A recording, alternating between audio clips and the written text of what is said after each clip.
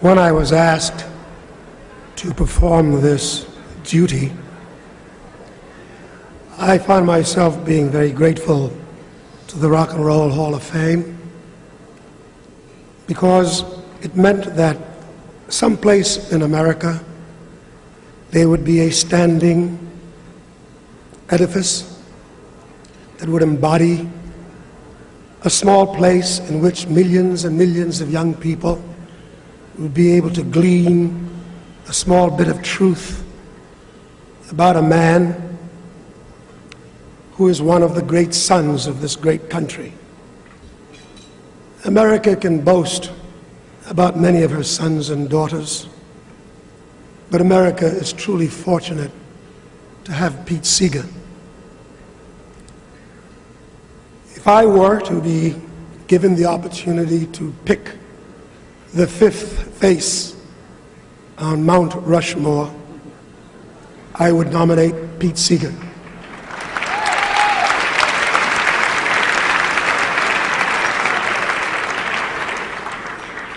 For those of us who have looked upon art as a curious gift, a troublesome gift, an awesome gift, looking for ways in which to be able to turn this gift into some constructive use, many of us were fortunate that in our lifetime, Pete Seeger lived.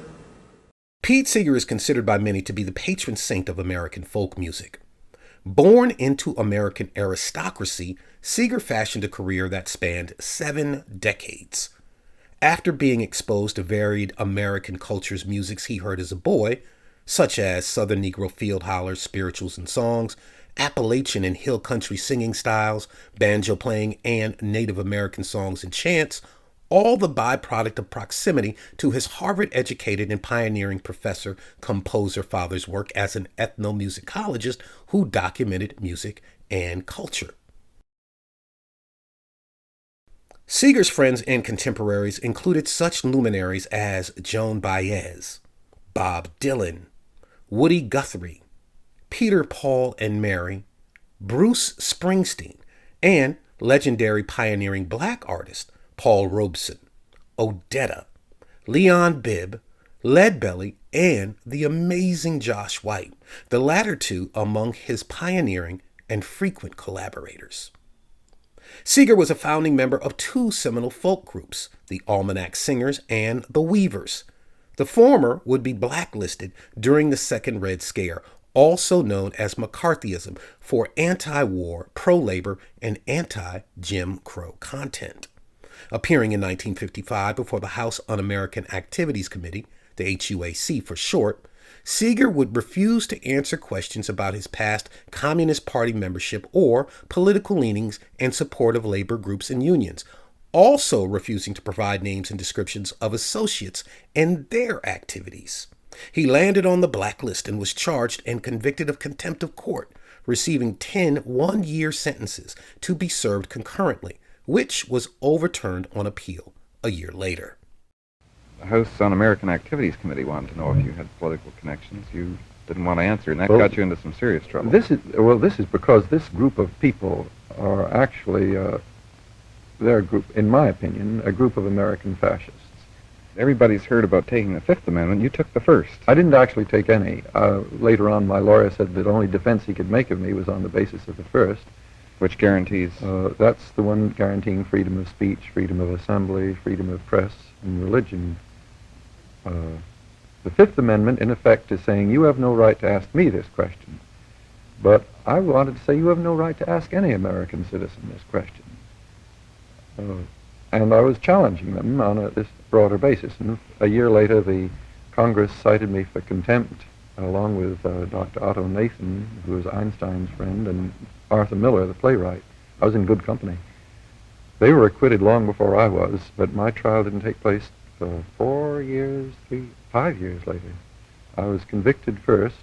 You were convicted and sentenced. Sentenced to a year in jail, but a year later I was acquitted by the appeals court. Seeger's long association with the civil rights movement is documented and detailed, as is his association with perhaps the most singular protest song ever. Seeger is credited as a composer of We Shall Overcome, the archetypal anthem of the oppressed. He modified and added on to a work that had existed nearly 5 decades before he even heard it. The original, I'll Overcome, has its roots in gospel, originally composed by Reverend Charles Albert Tenney in 1901, drawing context from Galatians 6:9. In 1947, it was adopted by striking South Carolinian tobacco workers, albeit a slower version, which was taught by a black striker named Lucille Simmons to Zilphia Horton, the musical director of the Highlander Folk School in Newmarket, Tennessee, a training center for farm and industrial laborers, and also a meeting and training place for black and white civil rights activists. After learning the song, Seeger would sing and teach it to workshopping attendees. In 1957, the Titanic trio of Reverend Ralph Abernathy, Rosa Parks, and Reverend Dr. Martin Luther King Jr. would attend Highlander and meet young Pete Seeger years prior to Miss Parks' refusal to give up her seat and King and Abernathy's famous historical marches at which Seeger would attend and perform. But they wouldn't learn We Shall Overcome until years later, when they, along with Seeger, would face down the most fervent faction of the Sons of the Old South, the song serving to gird themselves against the forecasted arrival of the white-hooded forces of evil. When we were in Tennessee, struggling to find a way in which to defeat the unjust laws of segregation, one night in Tennessee, waiting for the Ku Klux Klan to descend upon us, Pete Seeger took out his banjo, reached into the recesses of a quiet place, and brought forth a song called We Shall Overcome. Dr. King, sitting there, although this song was part of his racial heritage, did not know it. And when he heard Pete sing it, he said, "What a great song for the movement." And that's when We Shall Overcome became the banner for those of us who were in the quest of justice. And as I have been about the world, in nations where people have sought to find a place in the sun, when they sing We Shall Overcome, I always think of Pete Seeger. Here's a song you can help me on. A great song.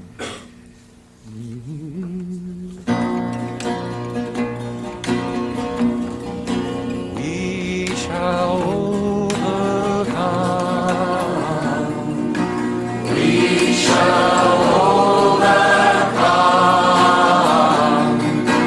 We shall overcome someday.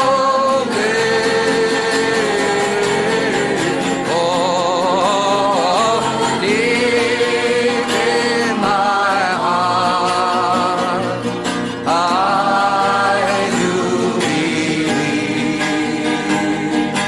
we shall overcome someday. We'll walk hand in hand. We'll walk hand in hand. We'll walk hand in hand. We'll walk hand in hand.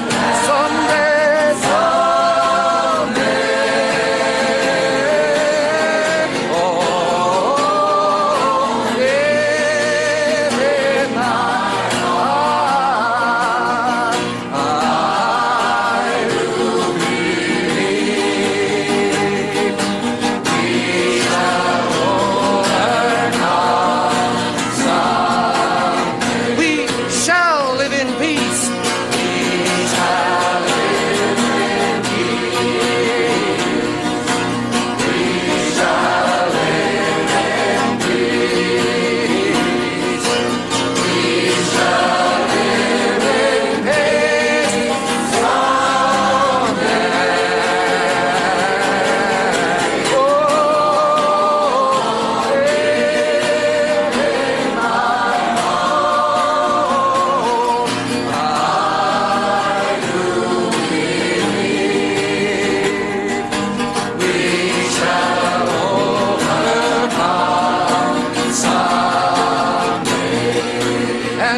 important verse was the one they made up in Montgomery, Alabama.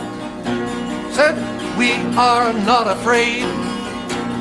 There's a lot of people in this world, they know what's right and what's wrong, but they're not going to do anything about it. Somebody has to be willing to sing, we are not afraid.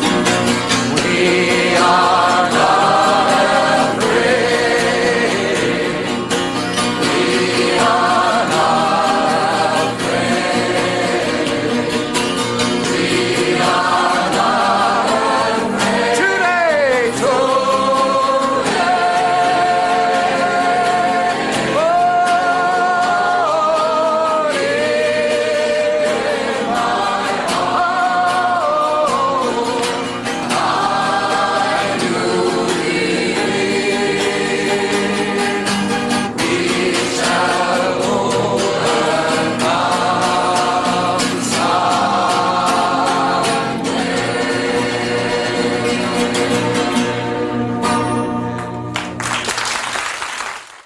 Next on Songs of Freedom, the history of black protest music.